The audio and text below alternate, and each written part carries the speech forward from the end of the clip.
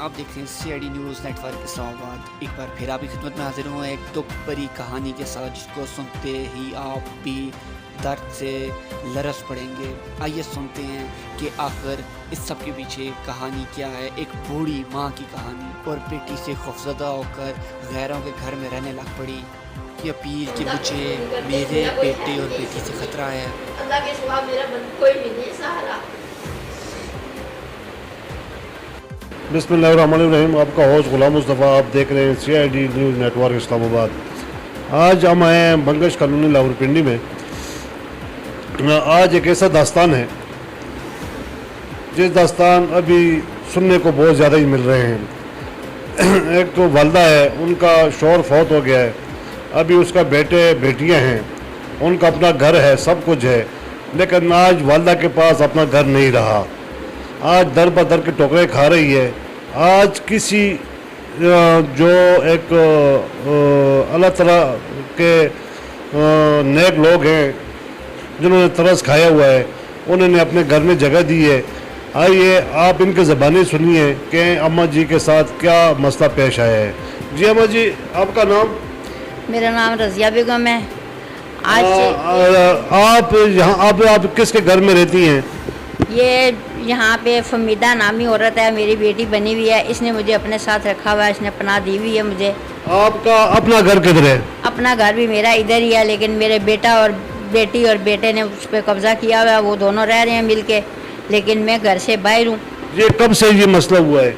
ये मसला जो साल तक होने वाला है तब से हुआ हुआ है, लेकिन वही बात है कि ज़्यादा अभी मुझे ये तंग कर रहे हैं कि मुझे कहीं पे टिकने नहीं दे रहे। अगर मैं बाहर हूँ तो बाहर भी मुझे सुकून नहीं है। आपका बेटा क्या काम करता है?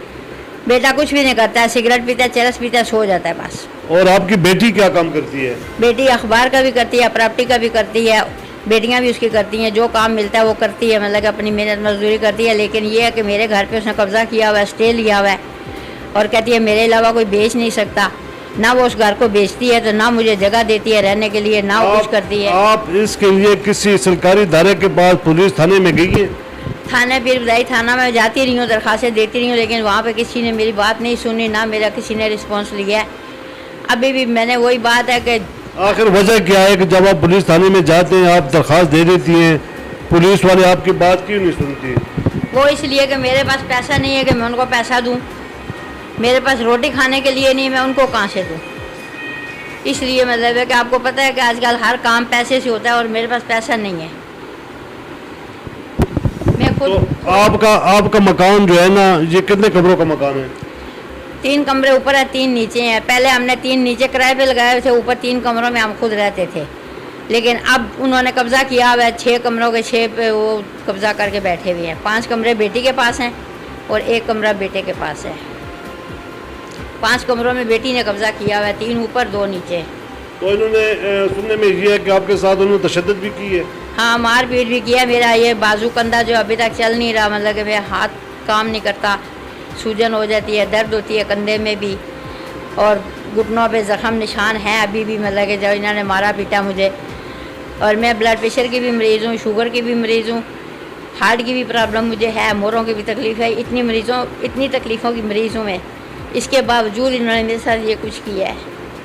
तो जी इसके अभी जो आपके मकान के कागजात हैं, वो मेरी बेटी के पास है। कागजात जी बेटी को आपने दिए या आपसे लिए? मैंने नहीं दिए, मेरे बेटे ने ताले तोड़ के चुरा के उसको जाके दिए हैं।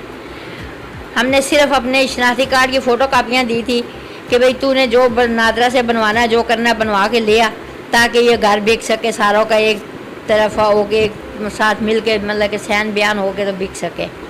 अब मुझे नहीं पता उसने बनवाया नहीं बनवाया, इस चीज़ का मुझे नहीं पता। बाकी सारा कुछ डॉक्यूमेंट सब कुछ हर चीज़ उसके पास है।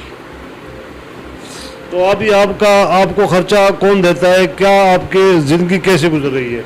मुझे अल्लाह ताला खर्चा देता है। जो मेरे मरीज़ हैं अपने, जिनके मैं बच्चों पैदा करती रही हूँ, कुछ वो लोग मदद कर देते हैं मेरी, कुछ मतलब कि थोड़ा बहुत। अभी भी एक औरत आई हुई थी मेरे से, अपनी बहू को चेक करवा के लेके गई है, चलो मुझे 100-200 दे गया, मेरा निज़ाम चल रहा है, रोटी कुछ ना कुछ कर लेती हूँ मैं। अब तो जिनके घर में रहती हूँ ये रोटी मुझे देती हैं तीनों टाइम। तो इस आज तक आपको किसी इदारे से या किसी जगह से आपको इंसाफ नहीं मिली? नहीं मिला, कहीं से भी नहीं मिला। आखिर ये मेरी बेटी ने अदालत में केस किया, उस जज ने भी ये नोटिस नहीं लिया कि तेरी माँ कहाँ है, पहले तू माँ को लेके आ। वो कैसा जज है कि जिसने मतलब कि माँ का पूछा ही नहीं और उसको स्टे दे दिया। ये कौन से कानून में लिखा हुआ है कि माँ को निकाल के तो स्टे ले ले बेटी। आपको नोटिस आया या नहीं आया अदालत की तरफ से? नोटिस आया था, 2 दफ़ा आया, लेकिन हमने वसूल ही नहीं किया। जब मैं इधर थी नहीं तो कौन वसूल करता। आपको मारा, आप निकल के कराची चली गई है? हाँ, मेरी बड़ी बेटी मुझे ले गई थी, कहती है कि माँ ये तुझे यहाँ मार देंगे और मुझे इनसे अपनी जान का ख़तरा है, इसलिए मैं उनके साथ बीच में रहना नहीं चाहती कि वो मुझे किसी भी टाइम मार सकते हैं। कि मैं माजूर औरत हूँ, मैं लेटी भी हूँ, सोई भी हूँ, अगले मेरे मुँह पे सराहना रख दे, मेरे चूल्हा खोल के आग लगा दें तो मैं क्या कर सकती हूँ। इसलिए मैं वहाँ उनके साथ नहीं रहती। उनको मैंने कहा है कि मुझे अलग जगह दो, मैं रहूँगी, लेकिन मुझे जगह नहीं दे रहे तो मैं क्या करूँ, फिर किधर जाऊँ। इससे लोग अच्छे हैं जो मुझे पनाह दे के बैठे हुए हैं, जिनके साथ मैं रह रही हूँ। अच्छा, ये हमारी सीआईडी की टीम की तवसत से आप अपने गवर्नमेंट में जो हमारे वज़ीर दाखिला है या इस तरह आईजी है जो वज़ीर आज़म है, इनको क्या पैगाम देना चाहती हैं? उनको यही पैगाम दूंगी कि सारी माओं के साथ ये जुल्म नहीं होना चाहिए, कि मेरे अलावा और भी बहुत सारी माएँ होगी जिनके साथ ये कुछ होता है। तो अल्लाह ताला किसी के साथ भी ऐसा ना करे। हमने आज तक अपने माँ बाप से कभी ऊंची आवाज़ में बात भी नहीं की थी, ना सास के आगे बोले, ना कभी माँ के आगे बोले, ना बाप के आगे बोले।